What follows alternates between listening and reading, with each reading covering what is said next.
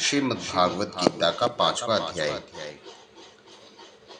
उसके उपरांत अर्जुन ने पूछा, हे कृष्ण, आप कर्मों के संन्यास की और फिर निष्काम कर्मयोग की प्रशंसा करते हैं, इसलिए उन दोनों में एक जो निश्चय किया हुआ कल्याणकारक होवे, उसको मेरे लिए कहिए। इस प्रकार अर्जुन के पूछने पर श्री कृष्ण महाराज बोले, हे अर्जुन, कर्मों का संन्यास अर्थात मन, इंद्रिय और शरीर द्वारा होने वाले संपूर्ण कर्मों के कर्तापन का त्याग और निष्काम कर्मयोग अर्थात समत्व बुद्धि से भगवत कर्मों का करना, ये दोनों ही परम कल्याण के करने वाले हैं। परंतु उन दोनों में भी कर्मों के संन्यास में निष्काम कर्मयोग साधन में सुगम होने में श्रेष्ठ है। इसलिए हे अर्जुन, जो पुरुष न किसी से द्वेष करता है और न किसी की आकांक्षा करता है, वह निष्काम कर्मयोगी सदा सन्यासी ही समझने योग्य है, क्योंकि राग द्वेष से द्वंद्वों से रहित हुआ पुरुष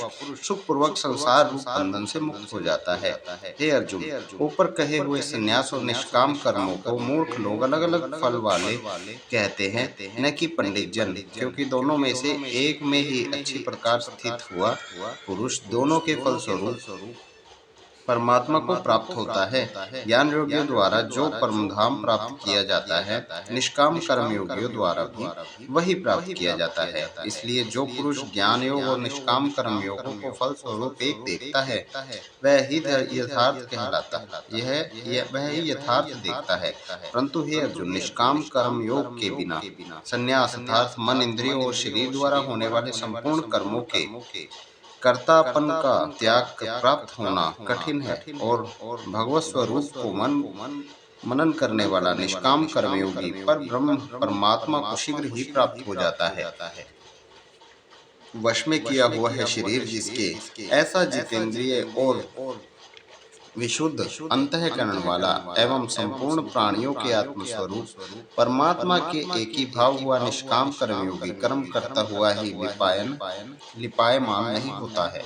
हे अर्जुन, तत्वों को जानने वाला सांख्ययोगी तो देखता है, सुनता हुआ, स्पर्श करता हुआ, सूंघता हुआ, भोजन करता हुआ, मग्न करता हुआ, सोता हुआ, श्वास लेता हुआ, बोलता हुआ, त्यागता हुआ, ग्रहण करता हुआ तथा आंखों को खोलता और मीचता हुआ भी सब इंद्रियों अपने अपने अर्थों में बरत रही हैं। इस प्रकार समझता हुआ निस्संदेह ऐसा माने कि मैं कुछ भी नहीं करता। परंतु हे अर्जुन, देहाभिमानियों द्वारा यह साधन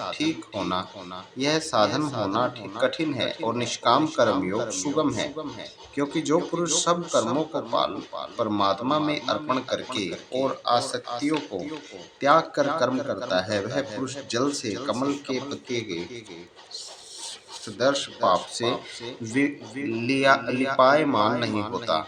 इसलिए निष्काम कर्मयोगी ममत्व बुद्धि रहित केवल इंद्रिय, मन, बुद्धि और शरीर द्वारा भी आसक्तियों को त्याग कर अंतःकरण शुद्धि के लिए कर्म करते हैं। इसी से निष्काम कर्मयोगी कर्मों के फल को परमेश्वर के अर्पण करके भगवत प्राप्ति रूप शांति को प्राप्त होता है, और सकामी पुरुष फल में आसक्त हुआ कामना के द्वारा बंधता है। इसलिए निष्काम कर्मयोग उत्तम है। हे अर्जुन, वश में है अंतःकरण जिसके, ऐसा संख्य योगी का आचरण करने वाला पुरुष तो निसंदेह न करता हुआ और न करवाता हुआ 9 द्वारों वाले शरीर रूप में घर में सब कर्मों को मन से त्याग कर अर्थात इंद्रियों के अर्थों में बरतती है।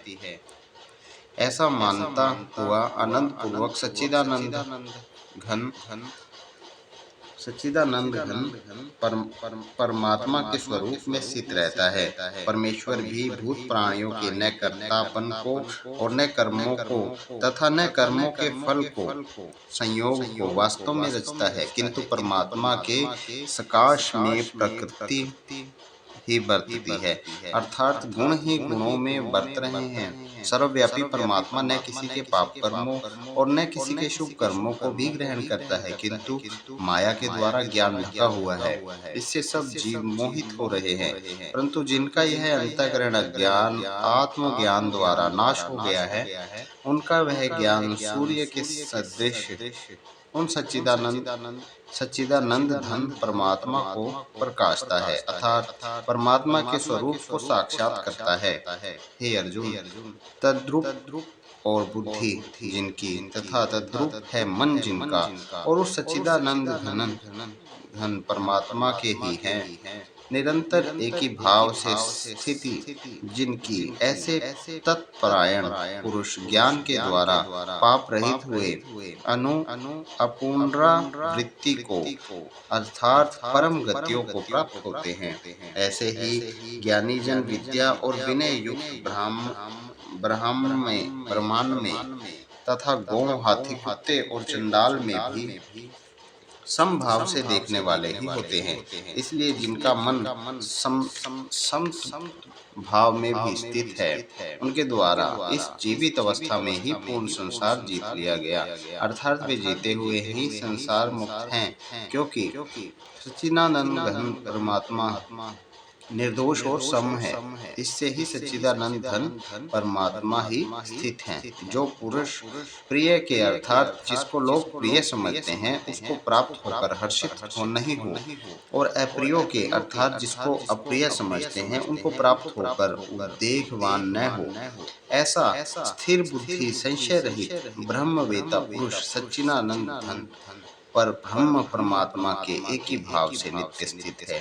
12 के विषयों में अर्थात संसार की भोगों में आसक्ति रहित अंतःकरण वाला पुरुष अंतःकरण में जो भगवान ध्यान जनित आनंद है उसको प्राप्त होता है, और वह पुरुष सच्चिदानंद धन पर ब्रह्म परमात्मा रूप योग में एक ही भाव से स्थित हुआ अक्षय आनंद को अनुभव करता है। जो यह इंद्रिय तथा विषयों के संयोग से उत्पन्न होने वाले सब भोग हैं, वे यद्यपि विषय पुरुषों के सुख रूप भासते हैं तो भी निसंदेह दुख के ही हेतु हैं, और आदि अनंत वाले अर्थात अनित्य हैं। इसलिए हे अर्जुन, बुद्धिमान विवेकी पुरुष उसमें ही रमता जो मनुष्य शरीर के नाश होने से पहले ही कर्म और क्रोध से उत्पन्न हुए वेग को सहन करने में समर्थ है, अर्थात काम क्रोध को जिसने सदा के लिए जीत लिया है वह मनुष्य इस लोक में योगी है और वही सुखी है। जो पुरुष निश्चय करके आत्मा में ही सुख वाला है और आत्मा में ही आराम वाला है, वह जो आत्मा में ही ज्ञान वाला है, ऐसा वह सच्चिदानंद धन पर ब्रह्म परमात्मा के साथ एक ही भाव हुआ संख्य योगी शांत ब्रह्मा को प्राप्त होता है।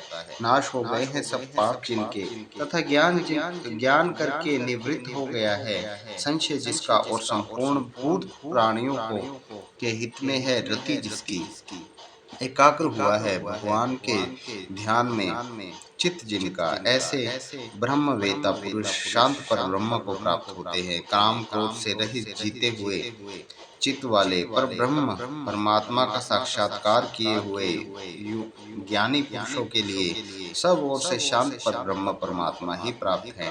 हे अर्जुन, बाहर के विषयों को न चिंतन करता हुआ बाहर ही त्याग कर और नेत्रों को दृष्टि को भ्रिकुटि के बीच में स्थित करके तथा नासिका में विचारने वाला प्राण और अपान वायु को सम करके जीती हुई है इंद्रिय मन और बुद्धि जिसका, ऐसा ही मोक्ष परायण मुनि इच्छा भय और क्रोध रहित है, वह सदा मुक्त ही है। और हे अर्जुन, मेरा भक्त मेरे को यज्ञ और तपों में भोगने वाला और संपूर्ण लोकों के ईश्वरों को भी ईश्वर तथा संपूर्ण भूत प्राणियों का सहृदय अर्थात स्वार्थ रहित प्रेमी ऐसा तत्व है जानकर शांति को प्राप्त होता है, और सच्चिदानंद धन परिपूर्ण शांत ब्रह्म के सिवा उसमें दृष्टि में और कुछ भी नहीं रहता, केवल वासुदेव ही वासुदेव रह जाते हैं। इति श्रीमद्भगवद गीता पंचम अध्याय समाप्तम्। श्री राधे श्री राधे।